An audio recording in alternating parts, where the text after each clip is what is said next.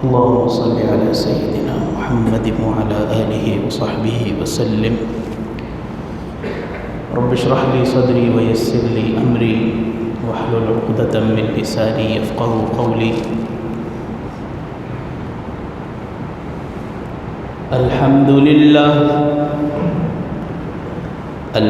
لله رب العالمين والعاقبة للمتقين، والصلاة والسلام على خير خلقه محمد وعلى آله وأصحابه أجمعين. أما بعد، فأعوذ بالله من الشيطان الرجيم. بسم الله الرحمن الرحيم.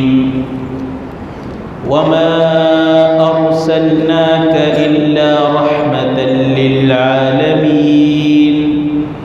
وقال الله تعالى في كلامه المجيد والفرقان الحميد: لقد جاءكم رسول من أنفسكم عزيز عليه ما عنتم حريص عليكم بالمؤمنين رؤوف رحيم. صدق الله العظيم. وعن أبي هريرة رضي الله تعالى عنه أن رسول الله صلى الله عليه وسلم دعا إلى الله: اللهم إنما أنا بشر، فأيما رجل من المسلمين سببته أو لعنته أو جلدته فاجعلها له زكاة ورحمة. رواه مسلم، أو كما قال عليه الصلاة والسلام. صدق رسوله النبي الكريم، ونحن على ذلك من الشاهدين والشاكرين، والحمد لله رب العالمين. معزز حاضرین اور سامعین کرام قدر، السلام علیکم ورحمۃ اللہ وبرکاتہ. شاعر نے کیا خوب کہا ہے: وہ دانائے سبل ختم رسل مولائے کل جس نے، وہ دانائے سبل ختم رسل مولائے کل جس نے، غبار راہ کو بخشا فروغ وادی سینا، نگاہ عشق و مستی میں وہی اول وہی آخر، نگاہ عشق و مستی میں وہی اول وہی آخر، وہی قرآن وہی فرقان وہی یاسین وہی طٰہٰ. میرے ساتھ مل کر پڑھیں: بلغ العلا بکمالہ، کشف الدجا بجمالہ، حسنت جمیع خصالہ، صلوا علیہ وآلہ. ربیع الاول کا مہینہ ہے، رسول اکرم صلی اللہ علیہ وسلم کی آمد کا مہینہ ہے، ولادت کا مہینہ ہے. اور آج کا جو دن ہم نے گزارا، یہ معروف روایات کے مطابق رسول اکرم صلی اللہ علیہ وسلم کے ولادت کا دن ہے. اس دن پر، اس مہینے پر جتنا ناز کیا جائے اتنا کم ہے کہ اللہ رب العزت نے ہمیں اتنی بڑی سعادت اور اتنی بڑی نعمت ہمیں عطا فرمائی. لیکن اس دن کا اہتمام کرنا، اس دن کو کسی خاص اس کے ساتھ مخصوص تقاریب کے ساتھ، مخصوص عبادات کے ساتھ منسوب کرنا، یہ نبی اکرم صلی اللہ علیہ وسلم سے کسی صورت میں ثابت نہیں ہے.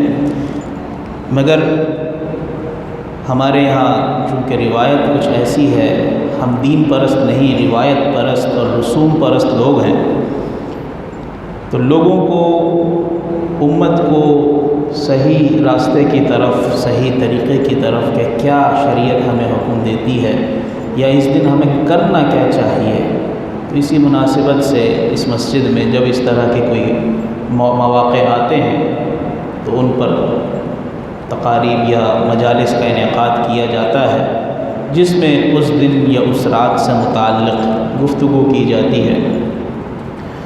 تو اسی مناسبت سے آج بھی رسول اکرم صلی اللہ علیہ وسلم کی سیرت کے اوپر کہ آپ صلی اللہ علیہ وسلم کی سیرت تو بہت وسیع ہے، اتنی وسیع ہے کہ امام بصیری رحمہ اللہ تعالی نے جو قصیدہ بردہ شریف لکھی، اس میں کل تقریباً 160 یا 160 سے زیادہ اشعار ہیں۔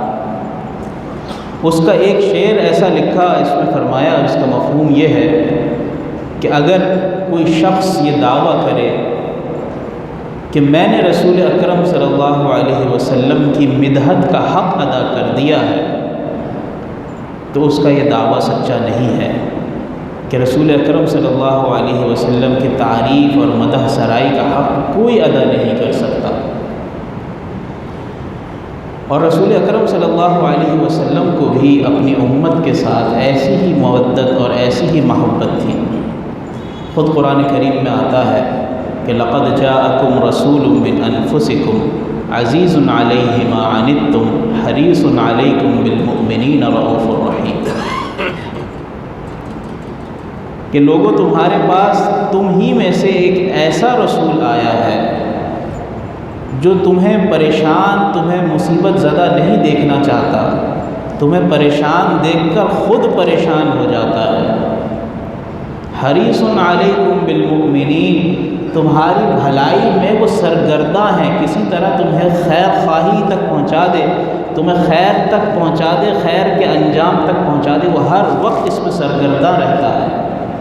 رؤوف الرحیم، اور مومنین کے اوپر بالمؤمنین رؤوف الرحیم، مومنین کے اوپر بڑی ہی شفقت کرنے والے اور بڑی ہی محبت کرنے والے، بڑی ہی رحمت کرنے والے۔ اور امت کا بھی کچھ ایسا ہی حال ہے، امت کا بھی، مومنین کا بھی جو رسول اکرم صلی اللہ علیہ وسلم سے تعلق ہے، اس کو بھی قرآن کریم نے بیان کیا ہے کہ مومنین کے نزدیک رسول اکرم صلی اللہ علیہ وسلم کی ذات بابرکت کیا حیثیت رکھتی ہے۔ اللہ تعالیٰ نے فرمایا النبی اولیٰ بالمؤمنین من انفسہم، کہ نبی کی ذات، رسول اکرم صلی اللہ علیہ وسلم کی ذات مومنین کے لیے ان کی جانوں سے بڑھ کر زیادہ عزیز ہے۔ نبی صلی اللہ علیہ وسلم کی اہمیت کیا ہے کہ جان سے بڑھ کر اگر کوئی چیز عزیز ہے، ماں باپ کا رتبہ بھی، ان کا درجہ بھی بعد میں، کس کی اہمیت ہے؟ نبی اکرم صلی اللہ علیہ وسلم۔ اور میں نے جیسے شروع میں کہا کہ رسول اکرم صلی اللہ علیہ وسلم جیسی بڑی عظیم نعمت اللہ تعالیٰ نے ہمیں عطا فرمائی۔ دو نعمتیں ایسی ہیں، اللہ تعالیٰ نے ویسے تو بے شمار نعمتیں ہمیں عطا فرمائی ہیں، مگر دو نعمتیں ایسی ہیں جن کا انسان شکر ادا نہیں کر سکتا، جس کا انسان بالکل شکر ادا نہیں کر سکتا، اس کو گن ہی نہیں سکتا، اس کو شمار ہی نہیں کر سکتا۔ ویسے تو انسان کسی بھی اللہ کی کسی بھی نعمت کا شمار نہیں کر سکتا، مگر دو نعمتیں خاص طور پر۔ سب سے پہلی نعمت کون سی ہے؟ نعمت اسلام، کہ جس نے کلمہ پڑھ لیا لا الہ الا اللہ محمد رسول اللہ، دائرہ اسلام میں داخل ہو گیا۔ اگر اسلام میں داخل ہونے سے پہلے نامہ اعمال میں کوئی گناہ تھے، کوئی کمی کا کوتاہیاں تھی، اللہ تعالیٰ وہ سب کو معاف کرتا ہے۔ الاسلام یہدم ما کان قبلہ، مسلم شریف کی روایت میں آتا ہے کہ اللہ کے رسول صلی اللہ علیہ وسلم نے فرمایا کہ ایمان سے قبل کے تمام گناہوں کو ایمان قبول کرتے ہی اللہ تعالیٰ مٹا دیتا ہے۔ اور یہ اتنی بڑی نعمت ہے کہ اللہ تعالیٰ نے اس دین کے بارے میں خود قرآن میں فرمایا کہ الیوم اکملت لکم دینکم واتممت علیکم نعمتی، کہ آج کے دن میں نے تم پر تمہارے دین کو مکمل کر دیا، کہ بالکل مکمل ضابطۂ حیات تمہیں دے دیا۔ واتممت علیکم نعمتی، اور میری جتنی نعمتیں تھیں اپنی نعمتوں کو میں نے تمام کر دیا، مکمل کر دیا۔ اور جو دوسری نعمت اللہ تعالیٰ نے ہمیں عطا فرمائی وہ کون سی ہے؟ نبی اکرم صلی اللہ علیہ وسلم کی ذات بابرکت ہے۔ اور جتنی نعمتیں اللہ تعالیٰ نے ہمیں عطا فرمائی ہیں، کوئی نعمت آپ دیکھیں ایسی نہیں ہے کہ جس کے بارے میں اللہ تعالیٰ نے ہم سے سوال کیا، اور اتنی نعمتیں دی ہیں کہ وَإِن تَعُدُّوا نِعْمَةَ اللَّهِ لَا تُحْصُوهَا، کہ اگر تم اللہ کی نعمتوں کو گننا چاہو، اس کو شمار کرنا چاہو تو تم شمار نہیں کر سکتے، تمہارے حساب کتاب میں نہیں آ سکتے۔ اللہ تعالیٰ نے ہمیں سورج دیا، چاند دیا، زمین دی، ہوا دی، رزق دیا، کسی چیز کا ہم سے سوال نہیں کیا، نعمتیں دے دی اور کہہ دیا تم شمار بھی نہیں کر سکتے، اور کسی چیز کو جتایا بھی نہیں کہ میں نے تمہیں یہ دیا، یہ دیا، یہ دیا، یہ دیا۔ ہم اگر دنیا میں کسی کے اوپر کسی کو کچھ دیتے ہیں، کسی پر احسان کرتے ہیں، یہاں تک کہ بھائی اگر اپنے بھائی کے ساتھ بھی بھلائی کا معاملہ کرتا ہے تو ایک وقت ایسا ضرور آتا ہے کہ وہ جتاتا ہے کہ دیکھ تیرا وہ برا وقت تھا، تجھے ضرورت تھی، تیرے بچے کی فیس دینی تھی یا تیری بیٹی کی شادی کے وقت کا مسئلہ تھا تو میں نے یہ مدد کی تھی، یہ سامان خرید کر دیا تھا۔ ایک موقع ایسا ضرور آتا ہے جب وہ احسان جتلاتا ہے۔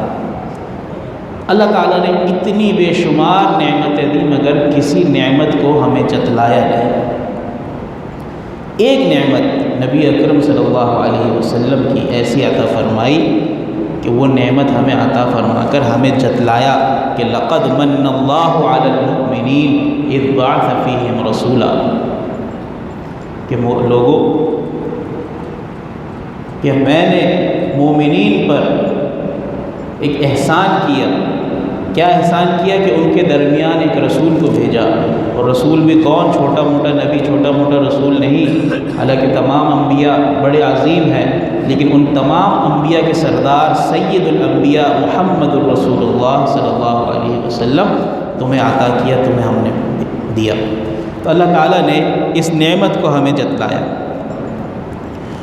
اور اس کے ساتھ ساتھ میں نے ابتدا میں آیت تلاوت کی کہ وما ارسلناک الا رحمۃ للعالمین۔ اس میں اللہ تعالیٰ نے فرمایا کہ ہم نے،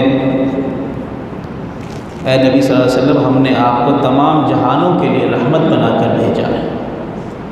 تو علماء فرماتے ہیں کہ نبی اکرم صلی اللہ علیہ وسلم کی رحمت امت کے لیے عام ہے، پوری کائنات کے لیے، کائنات والوں کے لیے عام ہے، اور اپنی امت کے ساتھ اس امت کے لیے خاص ہے، جس میں ایمان والے جو ہیں، ایمان والوں کے لیے یہ رحمت خاص ہے۔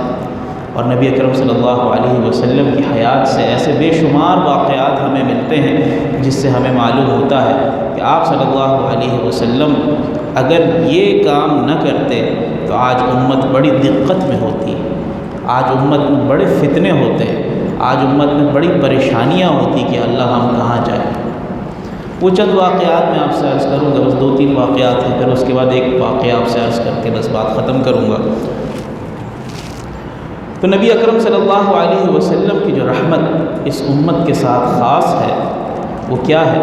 حدیث میں آتا ہے کہ رسول اکرم صلی اللہ علیہ وسلم ایک بار ظہر کی نماز تھی یا عصر کی نماز تھی، نماز پڑھائی، 2 رکعت کے بعد جب اتحیات میں بیٹھے تو رسول اکرم صلی اللہ علیہ وسلم نے سلام پھیر دیا۔ اب ظہر میں یا عصر میں کتنی رکعت ہے؟ 4 رکعت ہے۔ اب 2 رکعت کے بعد سلام پھیر دیا۔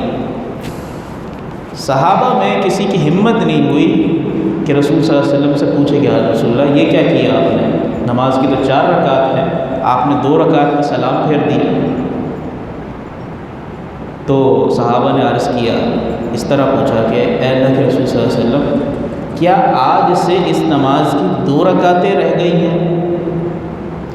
تو رسول صلی اللہ علیہ وسلم نے فرمایا کہ نہیں بھائی، 4 رکعتیں ہی ہیں، 2 رکعت اب سے۔ تو صحابہ نے عرض کیا اللہ کے رسول صلی اللہ علیہ وسلم، آپ نے 2 رکعتوں کے بعد سلام پھیر دیا۔ تو آپ صلی اللہ علیہ وسلم نے دوبارہ اس نماز کو دہرایا۔ بعض روایت میں آتا ہے کہ وہیں سے 2 رکعت مزید رسول اکرم صلی اللہ علیہ وسلم نے ادا فرمائی اور اس میں سجدہ سہو کیا۔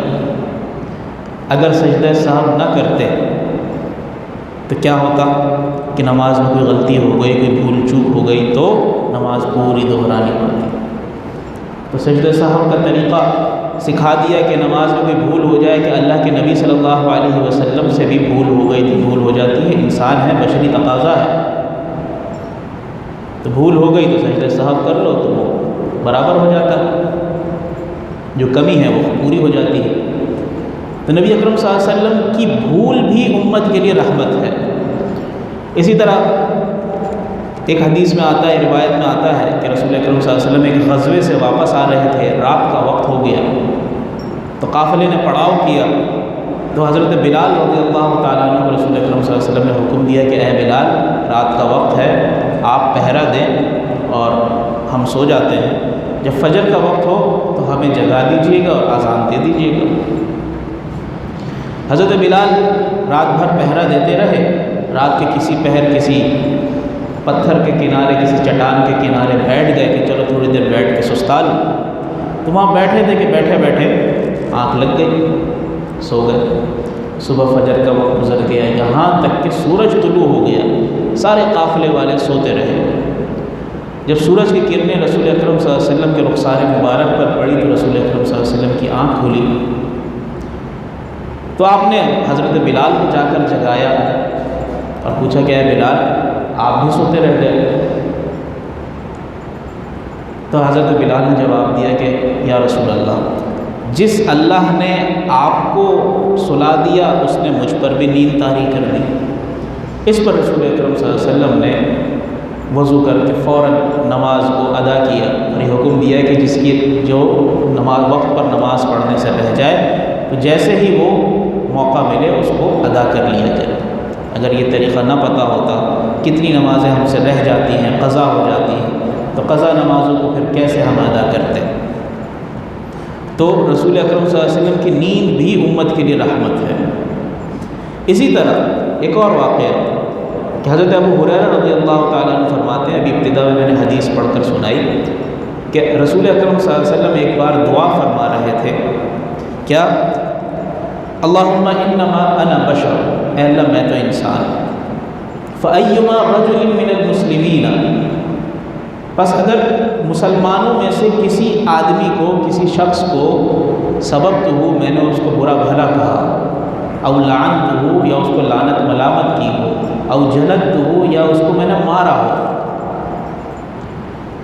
تو فرمایا کہ کیا کریں؟ فاجعلھا لہ زکاۃ ورحمۃ، تو میرا اس کو یہ برا بھلا کہنا یا اس کو مارنا اس کے حق میں اس کے گناہوں کا کفارہ بنا دے، اور یہ میرا برا بھلا کہنا قیامت کے دن اپنی رحمت کا اس کو مستحق بنا دے، کہ اسے تیرا قرب بھی عطا ہو جائے اور تیری رحمت بھی عطا ہو جائے۔ کہ نبی اکرم صلی اللہ علیہ وسلم کا کسی کے ساتھ ناراض ہونا یا کسی کو برا بھلا کہنا یہ بھی بد دعا میں بھی دعا ہے، تو سوچیں جس کو دعا دی ہو، جس کے لیے دعا کی ہو رسول اکرم صلی اللہ علیہ وسلم نے، اس کی دعا کتنی طاقتور اور کتنی پاورفل ہوگی اور اس کو اس سے کیا کیا عطا ہوا ہو۔ اور نبی اکرم صلی اللہ علیہ وسلم کی یہ رحمت آپ صلی اللہ علیہ وسلم کی حیات طیبہ میں ہی نہیں تھی، بلکہ یہ رسول اکرم صلی اللہ علیہ وسلم کی رحمت اور یہ محبت امت کے ساتھ قیامت کے دن بھی جاری رہے گی۔ یہ آخری بات ہے، تھوڑی طویل بات ہے، یہ کہہ کے میں بات کو ختم کروں گا۔ حضرت سلمان فارسی رضی اللہ تعالیٰ عنہ، امام شعبی نے اس کو الترغیب و ترہیب میں لکھا ہے کہ قیامت کے دن سورج میں اتنی تپش ہوگی، اتنی زیادہ تپش ہوگی کہ فرماتے ہیں کہ 10 گنا زیادہ تپش ہوگی، لوگوں کو یہ محسوس ہوگا کہ سورج بالکل سر کے اوپر ہے، ذرا سا اوپر، حالانکہ سورج فاصلے پر ہو، اور لوگ پریشان ہوں گے کہ کیا ہے جس مقصد کے لیے ہمیں جمع کیا گیا ہے، ہمارا حساب کتاب ہو، جس کے حق میں جو فیصلہ ہو، بس ہم یہاں سے نکلیں۔ کبھی ٹریفک میں پھنس جاتے ہیں، بھی کام ہوتا ہے کہ بس بھائی اس ٹریفک سے جان چھوٹے، نکلیں یہاں سے، بھاگیں۔ تو تمام مومنین جمع ہوں گے، تو کیا کریں، کس سے درخواست کریں کہ اللہ ہمارا حساب کتاب کر لیں جلدی اور ہماری جان چھوڑیں؟ تو حضرت آدم علیہ السلام کے پاس آئیں گے، حضرت آدم علیہ السلام کو کہیں گے یا ابانا قدم معنا، اے ہمارے ابا ہمارے ساتھ آئیے، ہمارے ساتھ چلیے، کیا کرنا ہے؟ اللہ سے درخواست کر دیجئے کہ اللہ میرے اولاد کا، میرے آپ کے بندوں کا حساب لے لیجئے، یہ پریشان ہو رہے ہیں، جس کے حق میں جو ہے اس کا فیصلہ فرما دیجئے۔ حضرت آدم علیہ السلام فرمائیں کہ نہیں بھائی، میں اللہ کے سامنے نہیں جاتا، میں پیش نہیں ہوں گا۔ کیوں بھائی؟ اے ابا کیا ہوا، کیوں نہیں آپ پیش ہونا چاہتے؟ تو حضرت آدم فرمائیں گے کہ میں نے جنت میں اللہ کے حکم کے برخلاف ایک دانہ کھا لیا تھا، اور اس ایک دانے کی کھانے کی جو مجھ سے بھول ہوئی تھی، اس بھول پر میں 300 سال آنسو بہاتا رہا۔ اب اگر میں اللہ کے پاس گیا اور اللہ تعالیٰ نے مجھ سے کہا کہ اچھا حساب کتاب کرنے آؤ، تم ہی آؤ، سب سے پہلے تم ہی سب سے پہلے انسان تھے نا، آؤ تم ہی آؤ، اور مجھ سے اس دانہ کھانے کا حساب مانگ لیا، میں کہاں سے حساب دوں گا؟ میں نہیں جانتا۔ علماء فرماتے ہیں کہ حضرت آدم علیہ السلام 300 برس تک آنسو بہاتے رہے اپنی اس ایک بھول پر، اور یہاں تک لکھا ہے کہ پورے بنی نوع انسان کے آنسوؤں کو جمع کیا جائے اور جمع کر کے اس کے 10 حصے کیے جائیں تو اس میں 90% حصہ، اس میں 9 حصے حضرت آدم کے آنسو کے ہیں اور باقی ایک حصہ پوری انسانیت کا ہے۔ کتنے آنسو بہائے، یہاں تک کہ آتا ہے تاریخ ابن کثیر البدایہ میں ہے کہ حضرت آدم علیہ السلام جب ظاہر بندہ 300 سال تک آنسو بہاتا رہے تو آنکھوں سے آنسو بہتے بہتے یہاں نشان پڑ گئے چہرے پر آنسو کے بہنے کے۔ اور صرف یہی نہیں، پھر اللہ تعالیٰ نے توبہ بھی قبول کی، اس لغزش کو بھی معاف فرمایا اور دھو کر صاف کر دیا، پھر اپنے ہاتھوں سے بیت اللہ کی تعمیر کی، پھر 30 حج پیدل کیے۔ اس کے باوجود وہ کہتے ہیں کہ اللہ نے اگر مجھ سے پوچھ لیا تو کیا ہوگا، میرا کیا بنے گا؟ تو حضرت آدم علیہ السلام منع کر دیں گے۔ حضرت آدم علیہ السلام جب منع کر دیں گے تو سارے لوگ مل کر حضرت نوح علیہ السلام کے پاس جائیں گے۔ حضرت نوح علیہ السلام، ان کا اصل نام عبد الغفار ہے اور نوح ان کا لقب ہے۔ نوح کا مطلب ہے رونے والا۔ بہت کثرت سے وہ رویا کرتے تھے، اور وہ کس بات پر رویا کرتے تھے؟ جب ان سے درخواست کی جائے گی کہ اے آدم ثانی، کہ طوفان نوح کے بعد آپ ہی کی اولاد سے پوری نسل انسانی پھیلی ہے اور پھلی پھولی ہے، تو آپ ہی اللہ سے درخواست کر دیں کہ حساب کتاب کے اس معاملے کو شروع کیا جائے۔ تو حضرت نوح علیہ السلام کہیں گے کہ نہیں، میں بھی اللہ کے سامنے پیش نہیں ہو سکتا، کیوں؟ آپ کے ساتھ کیا ماجرا ہوا؟ تو حضرت نوح علیہ السلام فرمائیں گے کہ میں نے اللہ سے دعا کی تھی کہ اللہ میرا جو کافر بیٹا ہے جو تجھ پر ایمان نہیں رکھتا، اس کو بھی تو معاف کر دے۔ تو اللہ تعالیٰ نے مجھے کہا تھا کہ اے نوح، یہ آپ کے گھر والوں میں سے نہیں ہے، انہ لیس من اہلک انہ عمل غیر صالح، کہ یہ آپ کے اہل خانہ میں سے نہیں، آپ کے گھر والوں میں صرف وہی ہے جو ایمان والا ہے، اس کے اعمال اچھے نہیں ہیں۔ فلا تسألنی ما لیس لک بہ علم، جن باتوں کا آپ کو علم نہ ہو ان کے بارے میں آپ سوال نہ کریں، ان کے بارے میں آپ دعا نہ کریں۔ تو بس میں اس وقت سے اتنی کثرت سے میں رونے لگا ہوں، اور مجھے ڈر ہے کہ میں اللہ کے سامنے گیا تو اللہ مجھ سے پوچھ لے گا کہ اے نوح، تو میرا نبی تھا، تجھے پتہ تھا کون ایمان والا ہے اور کون ایمان والا نہیں ہے، اور یہ بھی علم تھا کہ بخشش اور بچت کس کی ہے؟ ایمان والے کی ہے، پھر بھی تو نے اپنے غیر مومن کافر بیٹے کی تو نے سفارش کی۔ تو میں بھی اللہ کے سامنے جانے سے گھبراتا۔ تو پوچھا کس کے پاس جائے؟ کہا جاؤ تم ابراہیم کے پاس جاؤ، وہ اللہ کے بڑے جلیل القدر پیغمبر ہیں اور اللہ کے دوست ہیں، خلیل ہیں، ان کے پاس جاؤ۔ تو ڈھونڈتے ڈھونڈتے حضرت ابراہیم علیہ السلام کے پاس جائیں گے، حضرت ابراہیم علیہ السلام سے بھی درخواست کریں گے کہ اے ابراہیم، اے ابو الانبیاء، ہماری سفارش کر دیں کہ اللہ تعالیٰ حساب کتاب کا معاملہ شروع کرے۔ ابراہیم علیہ السلام بھی ہاتھ کھڑے کر لیں گے کہ نہیں بھائی، میں بھی نہیں جا سکتا۔ پوچھیں گے کہ کیوں؟ تو کہیں گے کہ جی میرے بھی 3 عذر ہیں، 3 ایسی باتیں ہیں کہ جس کی وجہ سے میں اللہ کے سامنے کھڑے ہونے سے پریشان پشیمان ہوں کہ اللہ نے اگر مجھ سے پوچھ لیے کہ تو نے میرا نبی ہوتے ہوئے ایسی بات کیوں کی۔ تو تاریخ میں آتا ہے نا کہ حضرت ابراہیم علیہ السلام سے 3 ایسی باتیں ہوئی جس کو اگر عام آدمی کرے، عام آدمی سے سرزد ہو تو وہ جھوٹ کہلائے، لیکن انبیاء کا کوئی بھی عمل حکمت سے خالی نہیں ہوتا۔ نبی پیدائشی نبی ہوتا ہے، اس کی بعثت بعد میں ہوتی ہے۔ چنانچہ کیا وہ 3 باتیں تھیں؟ کہنے لگے، فرمائیں گے کہ پہلی بات تو یہ کہ میری قوم مجھے اپنے ساتھ میلے میں لے کے جانا چاہتی تھی کہ چلو ہمارے ساتھ، ہمارے خداؤں کا میلہ لگا ہے، سالانہ عبادت ہے، تم بھی چلو ابراہیم۔ تو میں نے ان سے بہانہ کیا اور کہا کہ جی میں نہیں جا سکتا، مجھے بیماری ہے، انی سقیم، میں بیمار ہوں، میں آپ کے ساتھ نہیں جا سکتا۔ تو علاقے والوں نے مجھے چھوڑا اور چلے گئے۔ تو ایک تو یہ میں نے تھوڑی غلط بیانی سے کام لیا، حالانکہ اس میں حکمت تھی۔ دوسرا واقعہ کیا ہوا کہ میری بیوی سارہ میرے ساتھ تھی، حضرت سارہ علیہ السلام، وہ ہجرت کر رہے تھے۔ تو جس علاقے سے ایک علاقے سے گزرے، اس علاقے میں کا جو بادشاہ تھا، جو حاکم تھا، اس نے اپنے وہاں کے پولیس والوں کو، سپاہیوں کو اس کام پر متعین کیا ہوا تھا کہ جہاں کہیں خوبصورت عورت نظر آئے اس کو پکڑ کر میرے پاس لے آؤ، اور اگر اس کے ساتھ کوئی مرد ہو اور وہ مرد اس عورت کا شوہر ہو تو اس مرد کو قتل کر دو، اور اگر اس کا باپ بھائی ہو تو اس کو قتل نہ کرو بلکہ اس کو بھی ساتھ میں میرے پاس لے آؤ۔ چنانچہ کہنے لگے کہ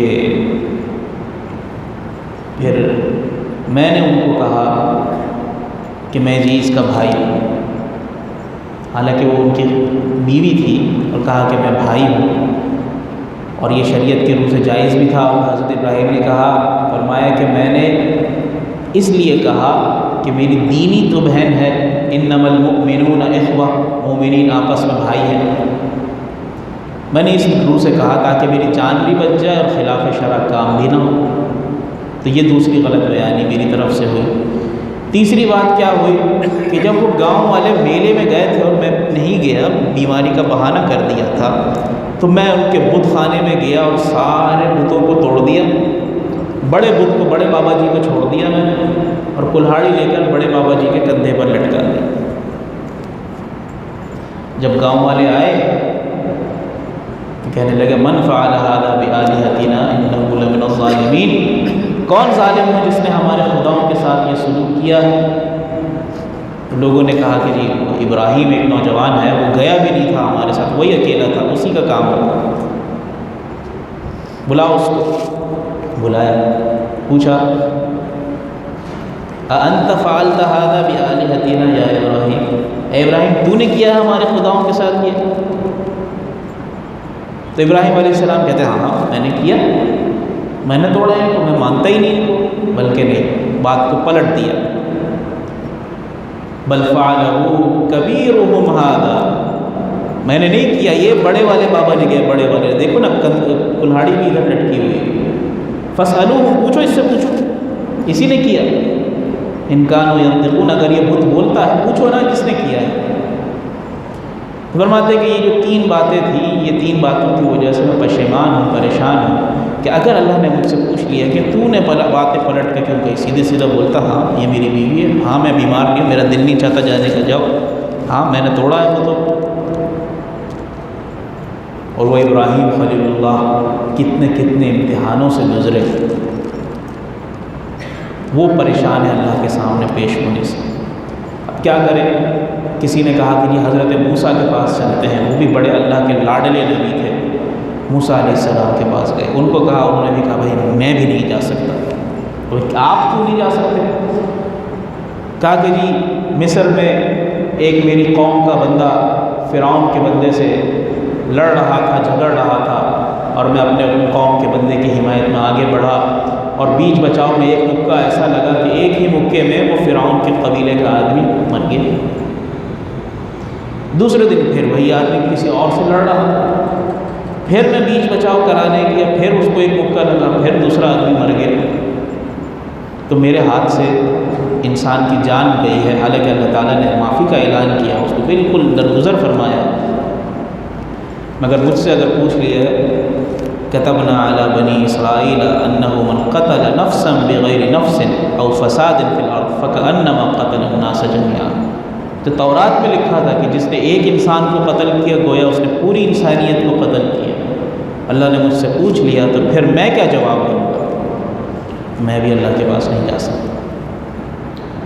اب کس کے پاس جائیں بھائی؟ کون رہ گیا؟ چلو عیسیٰ علیہ السلام کے پاس جاتے ہیں. ان کو تو اللہ نے آسمانوں پر اٹھا لیا، وہ اللہ کے مقرب نبی ہیں. ان کے پاس گئے، ان کے پاس جائیں گے، ان سے کہیں گے، وہ بھی منع کر دیں گے.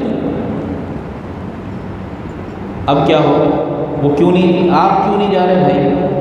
کہے گا اگر اللہ نے مجھ سے پوچھ لیا کہ تیری امت نے تجھے خدا کا بیٹا قرار دیا اور تیری ماں کو خدا کی بیوی قرار دیا، کہیں تو نے تو ان کو نہیں اکسایا تھا کہ مجھے خدا کا بیٹا کہو، میری عبادت کرو؟ اگر اللہ نے مجھ سے یہ پوچھ لیا تو پھر میں کیا صفائی کروں گا؟ کیونکہ وہ معاملہ وہ وقت ہی ایسا سخت اور کڑا ہوگا کہ کس کو کیا جواب دینا اس کو اس دن ساری اس کی اکڑ نکلی ہوئی ہوگی. کسی کا جاب کا انٹرویو ہو اور بڑی تیاری کرے 2-3 دن کہ جی یہ بولنا ہے اور ایسے پریزنٹ ہونا ہے اور ایسے کپڑا پہننا ہے اور ایسی ٹائی لگانی ہے اور ایسے جوتے پہننے ہیں اور اپنے کانفیڈنس کو ایسے برقرار رکھنا ہے، مگر جب وہ انٹرویو کے پینل کے سامنے پیش ہو، 4 بڑے بڑے افسر بیٹھے ہوں، وہیں اس کی ساری تیاری دھری کی دھری. تو اللہ کے سامنے تو ظاہر سی بات ہے انبیاء بھی لرز رہے ہوں گے. اب کیا کریں کہ اب چلو بھائی نبی اکرم محمد رسول اللہ صلی اللہ علیہ وسلم کے پاس، اب وہی آخری ہمارا آسرا اور سہارا ہے. وہی اللہ سے درخواست کریں کہ اللہ بندوں کا حساب کتاب آپ شروع کیجیے تاکہ ہماری جان خلاصی ہو. جس کا جو فیصلہ ہے وہ وہاں چلا جائے.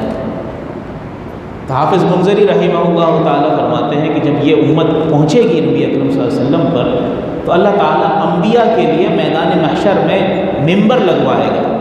ہر نبی اپنے اپنے ممبر پر جلوہ افروز ہوگا. مگر جب امت رسول اکرم صلی اللہ علیہ وسلم کے پاس پہنچے گی تو رسول اکرم صلی اللہ علیہ وسلم ممبر پر نہیں بیٹھے ہوں گے. اللہ تعالیٰ پوچھے گا یا محمد، اے میرے پیارے نبی، میرے محبوب، آپ کیوں ممبر پر نہیں بیٹھے؟ تو رسول اکرم صلی اللہ علیہ وسلم جواب دیں گے کہ اللہ مجھے لگتا ہے کہ اگر میں ممبر پر بیٹھ گیا نا تو یہ ممبر مجھے اڑا کر جنت میں لے جائے گا، اور میں اس وقت تک جنت میں نہیں جاؤں گا جب تک میری امت کے تمام لوگ جنت میں نہ چلے جائیں. میں اس وقت تک انتظار کروں گا. تو امت کی بات تو پوری ہو گئی نا کہ ہمارا حساب کتاب شروع کریں. تو رسول اکرم صلی اللہ علیہ وسلم اللہ تعالیٰ پوچھے گا آپ کیا چاہتے ہیں کہ اللہ بندوں کا حساب کتاب لیا جائے؟ تو اللہ تعالیٰ فرمائیں گے کہ ٹھیک ہے، آپ حساب کے لیے لوگوں کو پیش کریں. تو حدیث میں آتا ہے کہ حضرت علی رضی اللہ تعالیٰ عنہ نے رسول اکرم صلی اللہ علیہ وسلم سے پوچھا کہ اللہ کے رسول صلی اللہ علیہ وسلم قیامت کے دن سب سے پہلے حساب کس کا لیا جائے گا؟ تو رسول اکرم صلی اللہ علیہ وسلم ارشاد فرماتے ہیں کہ سب سے پہلے میرا حساب ہوگا، رسول اکرم صلی اللہ علیہ وسلم کا حساب ہوگا. پھر پوچھا ثم، پھر اس کے بعد تو کہنے لگے ابو بکر کا حساب ہوگا. کہا ابو بکر کے بعد کس کا حساب ہوگا؟ کہا ابو بکر کے بعد عمر کا حساب ہوگا. اور ابن ماجہ شریف کی روایت میں آتا ہے اول من یسلم علیہ هو عمر او کما قال، کہ جب عمر رضی اللہ تعالیٰ عنہ کا حساب کتاب ہوگا نا تو اللہ تعالیٰ حضرت عمر رضی اللہ تعالیٰ عنہ کو سلام کریں گے. قیامت کے دن پہلا شخص جس کو اللہ سلام کرے گا، سلام پیش کرے گا، وہ کون ہے؟ حضرت عمر. کہ ان کی زندگی، ان کے اعمال ایسے گزر گئے.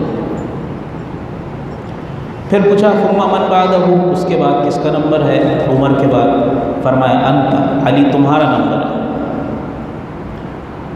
تو حضرت علی پوچھیں گے تو عثمان کہاں گئے؟ حضرت عثمان کا کیا بنا؟ تو رسول اکرم صلی اللہ علیہ وسلم نے ارشاد فرمایا کہ عثمان ذو حیا، عثمان بڑے با حیا، بڑے شرمیلے اور بڑے پاک دامن ہیں. سألت ربی اللہ یوفقہ للحساب، تو میں نے اللہ تعالیٰ سے سوال کیا کہ اللہ عثمان کا حساب نہ لیں، عثمان کو بغیر حساب کتاب کے آپ چھوڑ دیں۔ فشفعنی، تو اللہ تعالیٰ نے میری شفاعت کو قبول فرمایا اور اس کو بے حساب جنت میں داخل کریں حضرت عثمان، اور اس کے بعد پھر پوری امت کا حساب کتاب ہوگا۔ علماء فرماتے ہیں کہ اس روایت میں آتا ہے کہ جب حساب کتاب ہو جائے گا تو اللہ تعالیٰ کا جو جلال تھا وہ جمال میں بدل جائے گا، اور کہا جائے گا وَامْتَازُوا الْيَوْمَ أَيُّهَا الْمُجْرِمُونَ، کہ جو مجرمین ہیں، جو کفار ہیں، وہ مومنین سے الگ ہو جائیں۔ تو کفار اور مومنین الگ الگ ہو جائیں گے، اور ان کفار یعنی مجرمین میں وہ لوگ بھی شامل ہوں گے، ایسے مومن بھی شامل ہوں گے جو کہ کیا ہوں گے؟ گناہ گار ہوں گے، جن کے نامہ اعمال میں نیکیوں سے زیادہ گناہ ہوں گے، ان کے لیے بھی جہنم کا فیصلہ ہو چکا ہوگا۔ بلکہ یہ کہا جاتا ہے کہ وہ مومنین بھی اسی فہرست میں، اسی مومنین والی فہرست میں شامل ہوں گے گناہ گار۔ اللہ تعالیٰ فرمائیں گے کہ چلو بھائی پل صراط کے اوپر سے سب کو گزارا جائے گا، اور پل صراط کے اوپر سے ہر ایک نے گزرنا ہے۔ وَإِن مِّنكُمْ إِلَّا وَارِدُهَا كَانَ عَلَىٰ رَبِّكَ حَتْمًا مَقْضِيًّا، کہ ہر ایک کو اس میں سے گزرنا ہے، تمہارے رب نے اس کا فیصلہ کر لیا ہے، بالکل حتمی فیصلہ کر لیا ہے جس کو پورا ہونا ضروری ہے۔ ثُمَّ نُنَجِّي الَّذِينَ اتَّقَوْا وَنَذَرُ الظَّالِمِينَ فِيهَا جِثِيًّا، بس جو تقوی والے ہوں گے وہ اس راستے میں سے، اس پل صراط میں سے آرام سے، کامیابی سے گزر جائیں گے۔ وَنَذَرُ الظَّالِمِينَ فِيهَا جِثِيًّا، اور جو ظالم ہوں گے یعنی جو گناہ گار ہوں گے، جنہوں نے اپنے اوپر ظلم کیا ہوگا، وہ گھٹنوں کے بل جہنم میں جا کے رہیں گے۔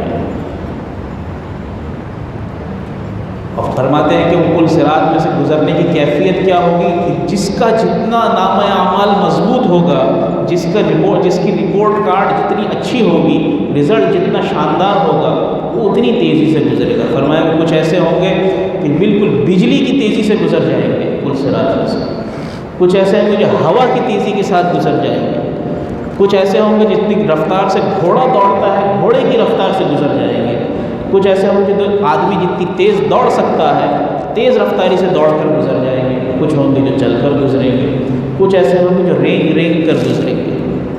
بہرحال جو کامیاب ہونے والے ہوں گے وہ گزر جائیں گے، اور سارے جا کے جنت کے دروازے پر جمع ہو جائیں گے۔ جب رسول اکرم صلی اللہ علیہ وسلم کو اطمینان ہو جائے گا کہ ہاں جی سارے مومنین ایک طرف آ گئے، پھر رسول اکرم صلی اللہ علیہ وسلم سب سے پہلے جنت میں داخل ہوں گے، اور سارے مومنین کو لے کر جنت میں داخل ہو جائیں گے۔ اب جو ایمان والے اور کامیاب تھے وہ جنت چلے گئے، مگر جو ایمان والے اور نامہ اعمال میں کمزور تھے وہ سارے کہاں ہیں؟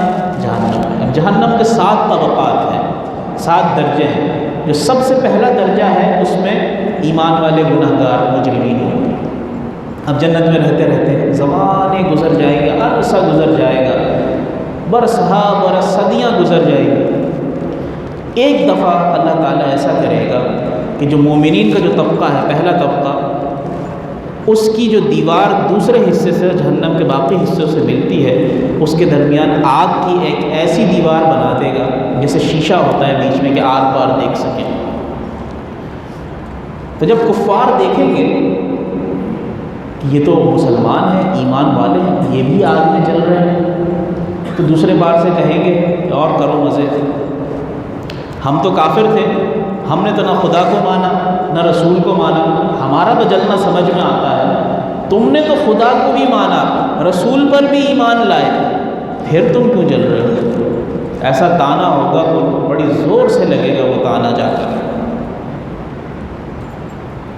تب روئیں گے، اللہ سے فریاد کریں گے، اللہ، ان کو اللہ یاد آئے گا، اللہ کے رسول صلی اللہ علیہ وسلم یاد آئیں گے۔ تو اللہ تعالیٰ جبریل امین کو بلائیں گے اور جبریل سے کہیں گے کہ اللہ کو سب معلوم ہے کیا ہو رہا ہے، کیا مقصد ہے، کیا منشا ہے۔ جبریل سے کہیں گے کہ بھائی ذرا ایک جہنم کا ایک چکر لگا کر آؤ، وہاں کفار میرے مومن بندوں کو تانا دے رہے ہیں کہ تم مومن ہو اور آگ میں جل رہے ہو، ذرا جا کر دیکھ کر تو آؤ کیا ماجرا ہے۔ حضرت جبریل جہنم میں جائیں گے، جہنم کے دروازے پر دستک دیں گے، تو جہنم کا جو داروغہ ہے، مالک فرشتہ، وہ دروازہ کھولے گا، فرشتے ان کو لے کر اندر داخل ہوں گے۔ تو وہ مومنین کا جو طبقہ ہے وہ پوچھے گا کہ بھائی یہ کون ہے، یہ کون سا فرشتہ ہے، اس کو بڑا، اس کی بڑی عزت کی جا رہی ہے، بڑا پروٹوکول مل رہا ہے، یہ کون ہے؟ تو وہ کہیں گے کہ یہ وہ فرشتہ ہے جو آپ کے رسول صلی اللہ علیہ وسلم پر وحی لے کر جاتے تھے۔ اب ان کو یاد آئے گا کہ ہاں ہم تو نبی صلی اللہ علیہ وسلم کے امتی ہیں۔ اب وہ فریاد کریں گے واہ محمدہ، واہ محمدہ، ہائے محمد صلی اللہ علیہ وسلم۔ جب یہ فریاد سنیں گے تو جبریل امین ان کے پاس جائیں گے اور وہ جہنمی کہیں گے کہ یہ جبریل، ہم تو اللہ کے رسول صلی اللہ علیہ وسلم پر ایمان رکھتے تھے، مگر ہمارے نامہ اعمال کی کمزوری نے ہمیں اس مقام پر پہنچا دیا ہے۔ آپ اللہ کا پیغام ان تک برسوں تک پہنچاتے رہے، ہمارا بھی ایک پیغام ان تک پہنچا دے اگر ہو سکے۔ کیا پیغام ہے کہ آپ ان سے کہیں کہ اللہ تعالیٰ سے ہماری شفاعت سفارش کر دیں کہ اللہ تعالیٰ ہمیں بھی بخش دے، ہمیں معاف کر دے، ہم نے بہت عذاب جھیل لیا۔ تو حضرت جبریل کہیں گے ٹھیک ہے میں پہنچا دوں۔ وہاں سے حضرت جبریل جنت تشریف لائیں گے، جنت الفردوس جو جنت کا سب سے اعلیٰ طبقہ ہے، وہاں پہ رسول اکرم صلی اللہ علیہ وسلم انبیاء کی مجلس میں جلوہ افروز ہوں گے، اپنے ممبر پر تشریف فرما ہوں گے، تمام 1,23,999 پیغمبر وہاں موجود ہوں گے، ان کے درمیان موجود ہوں گے۔ اور رسول صلی اللہ علیہ وسلم جبریل سے پوچھیں گے اے جبریل آج کیسے آنا ہوا؟ تو رسول اکرم صلی اللہ علیہ وسلم سے جبریل امین کہیں گے کہ اللہ کے رسول، آپ کی امت کے کچھ لوگ ابھی تک جہنم میں ہیں۔ رسول اکرم صلی اللہ علیہ وسلم کہیں گے اچھا، اس کا تو مجھے علم ہی نہیں تھا۔ پھر حضرت رسول اکرم صلی اللہ علیہ وسلم کہیں گے کہ چلو ہم سب چل کر اللہ سے سفارش کرتے ہیں، اللہ سے شفاعت کرتے ہیں۔ یہ جو شفاعت ہوگی یہ شفاعت کبریٰ کہلاتی ہے۔ یہ وہ شفاعت ہے جس کا رسول اکرم صلی اللہ علیہ وسلم نے وعدہ فرمایا ہے، وَارْزُقْنَا شَفَاعَتَهُ يَوْمَ الْقِيَامَةِ۔ اذان کے بعد کی جو دعا ہے ہم ہر اذان کے بعد پڑھتے ہیں کہ رسول اکرم صلی اللہ علیہ وسلم کو اللہ تعالیٰ شفاعت کا موقع عطا فرمائے گا کہ وہ سفارش کریں۔ اور رسول اکرم صلی اللہ علیہ وسلم نے ترمذی شریف کی حدیث میں آتا ہے کہ رسول اکرم صلی اللہ علیہ وسلم نے فرمایا کہ ہر نبی کو اللہ تعالیٰ نے ایک دعا عطا کی ہے، ایک ایسی دعا ہے کہ جو امت یا اپنے لیے انہوں نے مانگی اللہ تعالیٰ نے قبول فرمائی۔ میرے حصے میں جو دعا آئی ہے، میری جو دعا ہے، میں نے اسے ذخیرہ کر کے رکھا، یعنی بچا کر رکھا ہے، میں قیامت کے دن اس کو استعمال کروں گا۔ چنانچہ تمام انبیاء رسول اکرم صلی اللہ علیہ وسلم کے ساتھ اور تمام جنتی اللہ تعالیٰ کے پاس آئیں گے اور تمام کے تمام مل کر اللہ سے سفارش کریں گے۔ رسول اکرم صلی اللہ علیہ وسلم بھی اس دن اس دعا کا استعمال کریں گے، وہ دعا اس دن مانگیں گے اللہ سے کہ اللہ میرے جو امتی ابھی تک جہنم میں ہیں ان کو نار